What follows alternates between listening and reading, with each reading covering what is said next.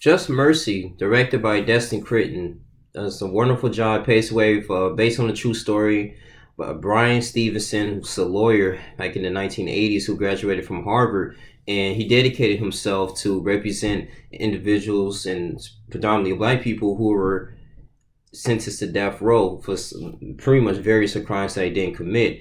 And with Brightman Stevenson, he was just so good at what he did, and he had a passion and a heart for it. Even though he experienced so much scrutiny and racism down south, man, he actually could have had the opportunity just to be a criminal lawyer up north.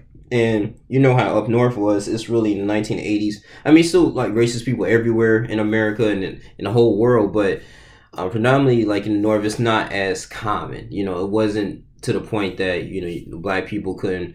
They was fear of their life, or they couldn't like just live their life the way they want to, even if they made a middle class type of income or upper middle class income. They were still highly respected in society. But going down south, man, I just like how the director just went into detail of what he had to go through and what these prisoners went through too as well. I mean, I don't even want to call them prisoners because like they said out of 9 cases, like one was proven innocent. It was due to a false error. Now going to Walter McMillan, who played by Jamie Foxx, who was a supporting character. Walter McMillan, he was minding his own business. He was, just doing his job, and he was taking care of his family. All of his sons worked for him on this little business, and just doing a lot of landscaping. And he was working on a head gasket. I believe they did a lot of auto mechanics too down south. And he was coming one day, and they mistaken him for a murder of a 18-year-old white woman. Now, the murder of this 18-year-old white woman, it goes back to the Anthony Ray Hinton. I love that book. I told you I actually made a review of The Sun Does Shine. That was a really good book. O'Shea Jackson, I'm not saying O'Shea Jackson, but O'Shea Jackson, Ice Cube's son, he actually played that role, that supporting role. I just kind of find out during after the credits, but it was just really crazy because he didn't commit the crime at all. I mean, especially with the time frame that the crime had, and this was going on for a year, and so the sheriff of Marone County, he was like, "Hey man, we gotta lock somebody up, for this murder." Right? Even though they couldn't successfully get the suspect, but they're gonna get someone that's just a predominantly African American.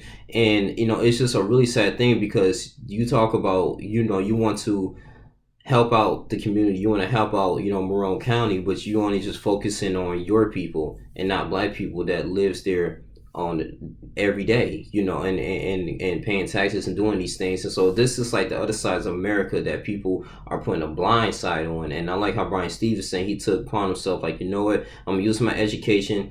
Even though he did internships, he got inspiration from the young man. He was in the choir, and he started actually do research and investigations on these type of crimes for these people that he had some type of relation with them. Like, hey, they was in the choir. He had one. They used to play football and basketball back in the day. Like, just their culture was the same. And he was like, you know what? I'm gonna represent you guys. I'm not gonna sit up here and just be someone that I'm not and just represent other people that I don't really care for. I'm gonna represent my own kind. And and this is very deep to me because it's people, the it's people that's in crime, that's in jail for something they never done before. I mean, Anthony Ray Hinton, he was in 30 years in prison, man, on death row. And what really choking me up is one scene is with this individual. He served in the Vietnam War. He had PTSD, and he thought he was in war, man. He created this bomb and he put it on this lady's porch, and she blew up, and she got she got died from it because the bomb detonated. And it was just really crazy, man. And he was just hating himself for it. And Jamie Foxx had this huge dialogue together. He was looking like, you see the trees up there? He said they go the same stuff that we go through, but they still dancing in the breeze. And that's when he found out that he had a sentence of execution. And that was the most horrific scene I had ever witnessed in a movie, man. It was just really sad. So that really kind of teared me up on that. I like how Destin just really brought into the emotions of it, man. But at the end of the day, it was a great thing that Walter McMillian, he had he found a way to get up to the Supreme Justice, get a retrial. And they missed the retrial, but he ended up writing letters to Destination like, hey, if it's the statute of limitations, we're gonna go up here and take this to the Supreme Court. It's the rule of all courts uses his pretty much a lot of his options, and McMillian was successfully free, man. You know, he wasn't indicted at all, and he was able to reunite with his family. But it was just a lot of emotion in that film.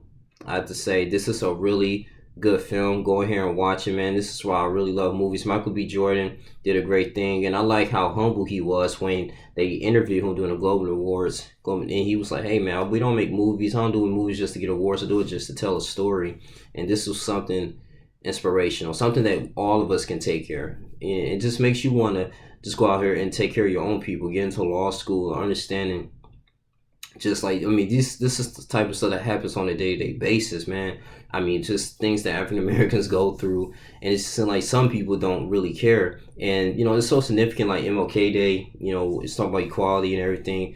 MLK doesn't really do it just for black people. I mean, he did it for the people that was left behind, regardless of race or creed. You know, I mean, this is why he started the whole Poor People campaign. You know, to fight against injustice of the elites.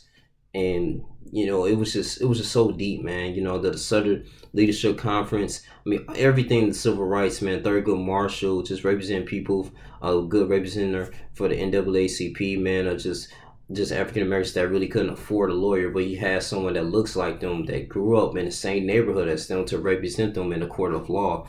And that says a lot. It says a lot, man, because it's messing with your life, and we all have a purpose. We all have something to do, and I feel like, you know, we gotta, it's time of us to, you know, people to find that. And it can be very difficult when you facing different hurdles and obstacles, especially if something that's out of your control. But if you have a representation like Brian Stevenson, Thurgood Marshall, I mean, just people that you can really trust, that's of your color, that says a lot. You know, and I just think that, you know, it's even though we have a right to a lawyer, but if you don't have enough money, man, I mean, the lawyers ain't gonna really do too much to successfully, you know, help you out at the end of the day, man. Especially you don't have that retainer fee. And I just think, man, all this stuff is it's really important, man. I just really like how he said, hey, you don't even have to, all the legal fees and everything is taken care of. I just want to represent you. And he stood up and articulated himself in court of law. It was just a beautiful thing to see. Destin did a really good job with this film as a screenwriter, producer. Ray Larson, who plays Eva Ashley, he was pretty much I'd say a paralegal assistant in a way, you know, just helping him out, make sure he organized the cases and doing what he needs to do. But the sad thing is, you know, Martin McMillian, he died in 2013 of dementia. But overall, the story was good. This was very paved the way. As a good avid reader for The Sun Does Shine, I like this. I really enjoy this. It reminds me of one of the scenes in one of the chapters, and when they were singing, and they were singing hymns and praising God, when you try to keep their heads above water, you know, when they was witness one of their partners or people that was getting close to in the cell being executed. And that says a lot. That says a lot, man. But wow, good movie. I'm going to have to give it a rating. Give it a 9.7 out of 10.